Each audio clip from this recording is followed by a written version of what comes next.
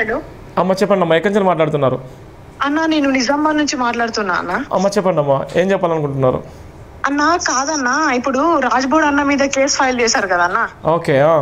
ఇప్పుడు సీసీటీవీలు పెట్టి ఎవరైతే డైవర్ట్ చేస్తున్నారో వాళ్ళ మీద కూడా కేసు అయ్యాలి కదన్న. Yes yes.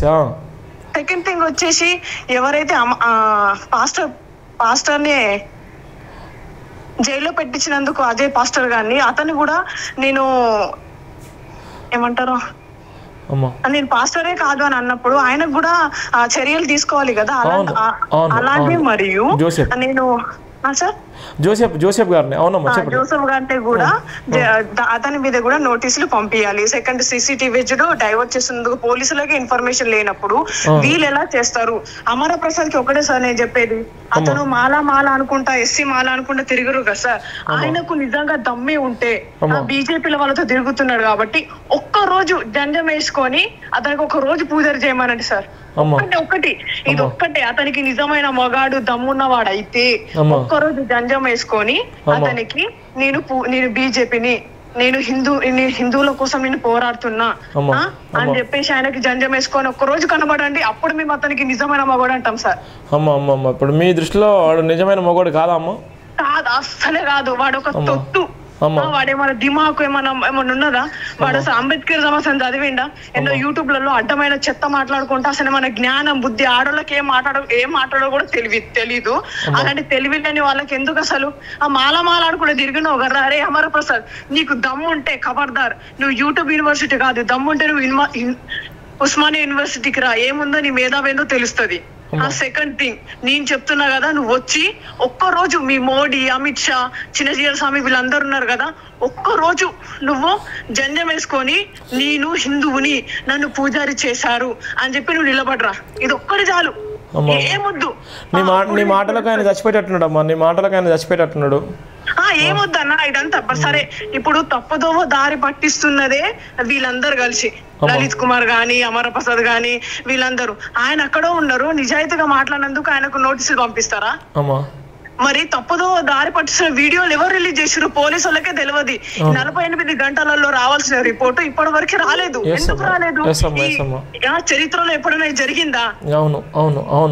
ఇప్పుడు ఒకవేళ ముస్లింస్ లకే ఇది జరిగి ఉంటే, హిందువులకి జరిగి ఉంటే ఆన్ ది స్పాట్ లో అంతెందుకు? ప్రియా, ఆమె పేరేంది, ఎవరో రెడ్డి, 4గురికి ఎన్కౌంటర్ చేశారు. మరి ప్రియాంక అంటే రెడ్డి అని చెప్పేసి ఆమె మీద ఎటువంటి ఆధారం లేకుండా వాళ్ళకి ఎన్కౌంటర్ ఎట్లా చేస్తారు మీరు? చెప్పండి. అమర ప్రసాద్ అంటే మీకు ఒక న్యాయం, వాళ్ళకు ఒక న్యాయమా? ఇప్పుడు ఎవరైతే అనుకూలంగా మాట్లాడతారో వాళ్ళ మీద నోటీసులు పంపిస్తున్నప్పుడు నిన్న ఏమంటారు, ఆర్టీవీలో లైవ్ లో జరుగుతున్నప్పుడు ఇక్కడ జైభీం టీవీలో నేను పాస్టరే కాదన్నాడు. సెకండ్ అక్కడికి వెళ్ళేసి ఆర్టీవీలో మేము ప్రేయర్ చేద్దాం, అది చేద్దాం, ఇది చేద్దాం. మరి ప్రేయర్ చేసేటోడివి నువ్వు అడిపోయి మాట్లాడుకుంటే ఆర్టీవీలో నువ్వు ఒక జేఏసీ ఫామ్ అయ్యి వాళ్ళతో మాట్లాడి అలా చేద్దాం ఇలా చేద్దాం అని అంటుంటివి. నువ్వు బీజేపీలో తొత్తు ఉండి నువ్వు ఇలాంటి మాటలు మాట్లాడతావారా? నువ్వు అసలు ఒక అయ్య వాళ్ళకి పుట్టారా మీరు? అసలు మన బుద్ధి, శర్మ, జ్ఞానం ఉందా? హిందూ ముస్లిం సిక్ ఆయన ఎందుకు అన్నారా? మాట్లాడి అతను ఎవరు?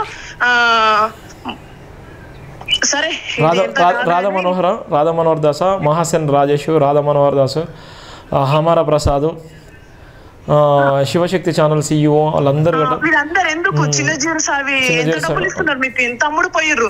ఒకటి మాత్రం గుర్తు పెట్టుకోండి, కాలం అనేది ఖచ్చితంగా పరీక్షిస్తుంది. అంతెందుకు పగడాల ప్రవీణ్ మీద హత్య జరిగిందో లేదో తర్వాతకి ఇదంతా తప్పుదో పట్టిస్తే ఆన్ ది స్పాట్ లో పవన్ కళ్యాణ్ కొడుకుకి ఏమైంది? జస్ట్ కాలం అనేది మాత్రమే పరీక్షించింది. ఒక చిన్న బిడ్డ కాబట్టి అది ఎగ్జాంపుల్ గా చెప్తున్నా. ఇలాంటిది కాబట్టి కాలం అనేది ఒకటి ఉంటది, గుర్తు పెట్టుకో. అమర ప్రసాద్ యూట్యూబ్ లలో బాన్సర్లు ఉన్నారు, వాళ్ళని పెట్టుకొని కాదు నువ్వు బయటకు రా. అప్పుడు కూడా నువ్వు యూనివర్సిటీకి వస్తా అని చెప్పినావు, నువ్వు రాలేవు. నీకు దమ్ము ఉంటే అన్ని ఛానల్స్ పట్టుకొని నువ్వు ఉస్మాన్ యూనివర్సిటీ దగ్గరికి రా, అక్కడనే కూర్చొని మాట్లాడదాం. ఫైనల్ గా జైభీం టీవీ ఇంత ఫైట్ చేస్తుంది కదా, మీరేం చెప్పాలనుకుంటున్నారు? సార్ దీన్ని మాత్రం మధ్య నుంచి ఆపద్దు సార్.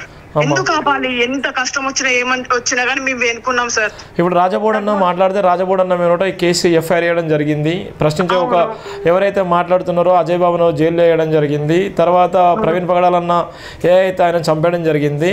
ఇప్పుడున్నటువంటి ఫైట్ చేస్తుంది జైబీఎం టీవీ ఒకటే ఒంటరిగా పోరాటం చేస్తుంది. ఇప్పుడు జైబీఎం టీవీ మీద కుట్ర కుతంత్రాలు కూడా చేస్తున్నాడు. నువ్వేం చెప్పాలనుకుంటున్నావు సార్? ఎన్ని రోజులు చేస్తారు కుట్ర కుతంత్రాలు చేస్తే మేము వస్తాం సార్ మీ వెనుక. ఇప్పుడు మేము తెర వెనుక నుంచి మాట్లాడుతున్నాం కదా, తెర ముందు నుండి వచ్చి మాట్లాడతాం. మీ పోరాటాన్ని అసలు మధ్యలో ఆపకండి. ఒకవేళ ఆపినందుకు ఆ నిందలు మన మీద వస్తాయి. ఇప్పుడు వీళ్ళు ఎలా టార్గెట్ చేశారంటే అన్న, ఇప్పుడు పోస్ట్ మార్టం రిపోర్టు రాలేదు, 48 గంటల్లో రావాలి ఫస్ట్. ఇప్పుడు అది ఏ శవమైనా గానీ ఏ పదార్థమైనా గానీ వారం రోజుల్లో కుళ్ళిపోతుంది. కుళ్ళిపోవడం వల్ల ఇప్పుడు పోస్ట్ మార్టం రీపోస్ట్ మార్టం చేస్తే మనకు ఎవిడెన్స్ దొరుకుతాయా? దొరకవు. సో వాళ్ళు అదే ప్లాన్ తోనే మనకి ఇప్పటి వరకు పోస్ట్ మార్టం రిపోర్ట్ ఇవ్వలేరు. సెకండ్ వీళ్ళకి చాయిస్ ఎవరుంది? జైబీఎం టీవీ ఒకటి మాట్లాడుతుంది, సెకండ్ రాజ్బోడా. ఇంకెవరు సపోర్ట్ ఉన్నారు? వీళ్ళిద్దరిని ఏదో ఒకటి భయాందోళన చేస్తే వీళ్ళు ఏం చెయ్యలేరు, వీళ్ళు ఏం అనలేరు, సమాజం అంతా సైలెంట్ గా అయిపోతుందని వీళ్ళు అనుకుంటున్నారు. కానీ మనం కావాల్సింది ఏంది? ఇంకొకరికి ఇలాంటి ప్రాణహాని జరగకూడదు అనేది మన పోరాటం సార్. వీళ్ళు లాజిక్ ఆలోచించాలి. ఏమని? ఇప్పుడు అదే ప్లేస్ లో ఒక హిందువు అని కాదు, ఒక బ్రాహ్మణుడో ఒక రెడ్డియో కాపో ఉంటే మేమేం చేసేవాళ్ళం? ఆన్ ది స్పాట్ లో వెళ్ళడం, ఎన్కౌంటర్ చేయడం, ఏదో ఒకటి చేయడం. ఇది ఇప్పుడు దాదాపుగా ఒక నెల ఒక 2-3 వారాలు అవుతుంది. ఇప్పటిదాకా ఎందుకు రెస్పాండ్ అవ్వలేదు? అంటే మీది ఒక న్యాయం పక్కనదంటే మంగళవారం, మనదంటే సోమవారమా? అసలేమన్నా వీళ్ళు గడ్డి తింటున్నారా? ఏమన్నా అసలు మానవ జాతికి ఒక అవలాదికి పుట్టిరా వీళ్ళు? అసలు ఫాల్తు కొడుకులు. అరే అమరప్రసాద్, నీకేరా? నువ్వే చెడ్డ పురుగు. నువ్వు ఈ జాతికి అసలు ఎందుకు పుట్టినవురా? నీకు మన దబ్బుందా? మాల జాతి అనుకుంటే తిరుగుతున్నావు. ఫాల్తు కొడుక, నీకు నిజంగా నీకు దమ్ముంటే చెప్తున్నావు. నువ్వు ఆడియో వింటున్నావు కావచ్చు. నిజమైన నువ్వు మొగనివైతే, నువ్వు అయ్యవ్వలకి పుట్టి ఉంటే, నువ్వు జంజం వేసుకొని కామాడరా. అప్పుడే నువ్వు నిజమైన మొగడివని మేము నిరూపిస్తాం. నేను చెప్తున్నా కదా, నేను బయటకు వచ్చి నేను ముక్కు నేల రాసుకుంటా. నేను బుద్ధిజాన్ని వదిలి నీ హిందూ ధర్మాన్ని పాటిస్తా. జై శ్రీరామ్ అనే పెడతా బిడ్డ. జైవీం కూడా అనని, నా నిరాధాన్ని మర్చిపోతా. నీ సవాళ్ళకు అనే స్వీకరించాలి. వాడు ఎక్కడన్నా వాడు ఈ వీడియో స్వీకరించలేడు. వాడు దమ్మున్న మొగడు అసలు కానే కాడు. వాడికి ఆడోళ్ళకి ఎట్లా మాటలో తెలియదు. వాడికి బయటికి రాలేడు. వాడు ఎప్పుడైతే యూనివర్సిటీకి వస్తా అని రాలేడో అప్పుడు వాడు చచ్చిపోయిన పాము. అరే ఎన్ని రోజులు ఉంటావురా నువ్వు? వాళ్ళకి ఓట్లు ఉన్నప్పుడు, తర్వాతకి వెళ్ళి నీకు డబ్బు లేనప్పుడు మాత్రమే నీ యూట్యూబ్ లో ఛానల్లో ఆ ప్రచారం ఈ ప్రచారం, ఆ ప్రకాష్ అంబేద్కర్ ఈ అంబేద్కర్ అని తిరుగుతావు. నీవన్నా అసలు నీకేమన్నా లోక జ్ఞానం ఉందా? నువ్వు ఎప్పటికైనా చచ్చిపోతే ఏ మతంలో చచ్చిపోతావు? హిందూ మతంలో చచ్చిపోతావా? మరి అలాంటప్పుడు నేను హిందూ పిచ్చినోడు నీ అయ్యకి ఎందుకు క్రిస్టియన్ లో చేసినావు? మరి నీకు మీ అయ్య నీకు అక్కలు నేర్పియలేడా? నీకేమన్నా సంస్కారం నేర్పియలేడా? చెప్పు Amarprasad. Thank you sister. Thank you so much sister. చాలా ఫైర్ బ్రాండ్ లా ఉన్న సిస్టర్. ఒక ఝాన్సీ రాణిలాగా కనిపిస్తుంది నాకు. ఒక రుద్రమాదేవి లాగా కనిపిస్తున్నావు. ఒక చాకల ఐలమ్మలాగా కనిపిస్తున్నావు. నిజంగా ఒక మరియమ్మలాగా కనిపిస్తున్నావు. నిజంగా ఎంత బాధ ఉందో, ఎప్పటి నుంచి ఉందో ఆ బాధ చూడండి. ఆ సిస్టర్ ఫస్ట్ నీ ఫైనల్ గా చెప్పేది, రాజ్బోడ అన్న మీద ఒకవేళ ఫైల్ అయితే ఫస్ట్ CCTV ఎవరైతే బయట పెట్టారో వాళ్ళకి ఫస్ట్ అరెస్ట్ చేయాలి. సెకండ్, మరియమ్మని తిట్టినందుకు మరియమ్మని ఎవరైతే తిట్టారో అతని మీద కూడా కేసు ఫైల్ చేయాలి. తప్పకుండా.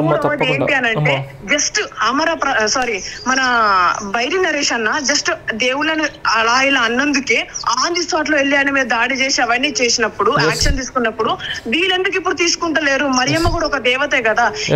ఎవరు కులం వాళ్ళకి ఆ దేవుడు ఉంటారు. నువ్వెవరు చెప్పేది? ఆ మత స్వేచ్ఛ హక్కు ఉంది కదా. నువ్వెవడు? వీళ్ళుచ్చా నా కొడుకు వచ్చి మధ్యలో చెప్పడానికి వాళ్ళని నమ్ము వీళ్ళని నమ్ము అని చెప్పేసి. నీకు కూడా భూమి పంచభూతాలు మన అందరికి సేవ ఉన్నాయి కదా.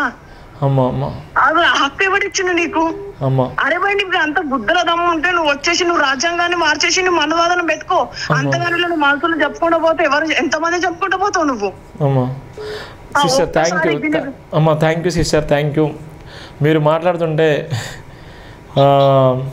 అసలు చాలా షాకింగ్ ఉంది.